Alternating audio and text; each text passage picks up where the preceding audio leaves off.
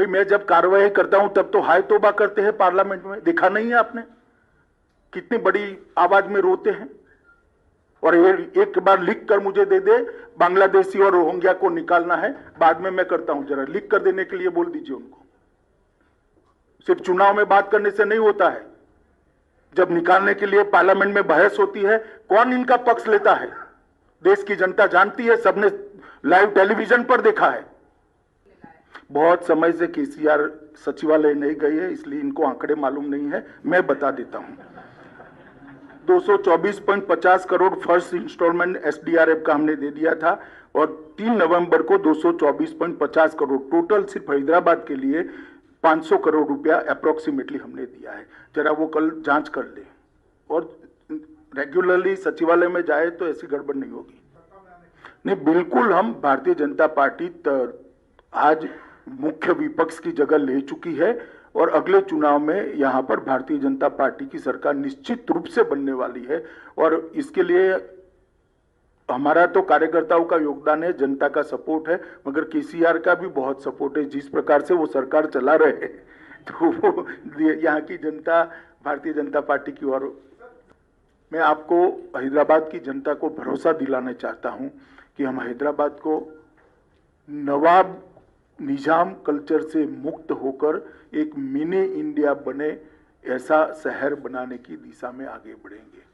निजाम culture को त्याग कर एक आधुनिक शहर बने, इस प्रकार का हम हैदराबाद को बनाएंगे। यहाँ किसी का अपीसमेंट नहीं होगा, किसी के साथ अन्याय भी नहीं होगा। इस प्रकार की नई कार्य संस्कृति का विकास हम यहाँ पर करेंगे।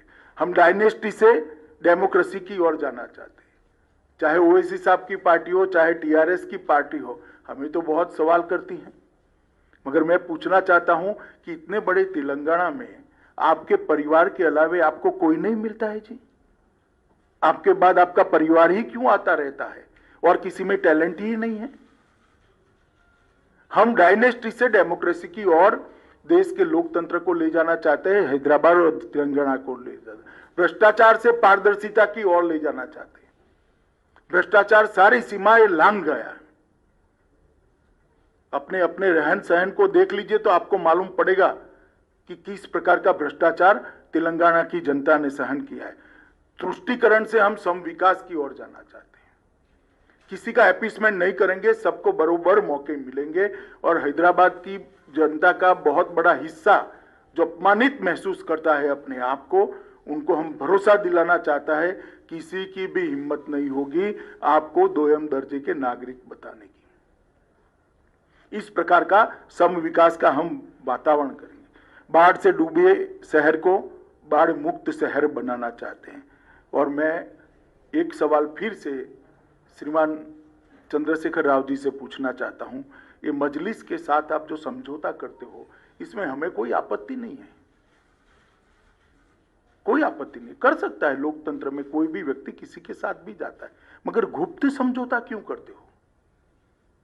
इतनी हिम्मत क्यों नहीं है कि मजलिस के साथ खुलेआम सीट शेयरिंग कर लड़े? एक कमरे के अंदर इलू इलू कर आप सीटें बांटते हो। सार्वजनिक रूप से हैदराबाद की जनता के सामने अभी भी प्रचार में 1 घंटा बाकी कह दीजिए कि हाँ हमारा मजलिस के साथ समझौता है। क्यों हिम्मत नहीं है आपकी? इसका जवाब केसीआर और मजलिस दोनों ने होना चाहिए। और मित्रों, मैं मानता हूं कि आज सरदार पटेल के कारण ही ये हमारा तेलंगाना यहाँ से लेकर मराठावाड़ा तक और हैदराबाद भारत के साथ जुड़ा हुआ है। जिन्होंने उस वक्त पाकिस्तान में जाने की मुहिम चलाई थी, वो सभी संस्कृति से, ये निजाम संस्कृति से हम मुक्त कर एक विकसित शहर हैदराबाद को देना चाहते हैं। इसलिए मेरी हैदराबाद की जनता से करबद्ध निवेदन है कि एक मौका भारतीय जनता पार्टी को दीजिए। हम हैदराबाद को विश्व का आईटी हब बनने के लिए पूरे इंफ्रास्ट्रक्चर की तैयारी करेंगे और मोदी जी का आशीर्वाद है ही है, तो हैदराबाद अपने आप आईटी हब बनेगा, इसको मुझे भरोसा है। मेरी बात समाप्त हुई। आप एक एक कर सवाल पूछ सकते हैं। यहाँ से कोई जो नाम बोलेंगे उसको करेंगे। जल्दबाजी मत करिए, सब सवालों के मैं जवाब दूंगा।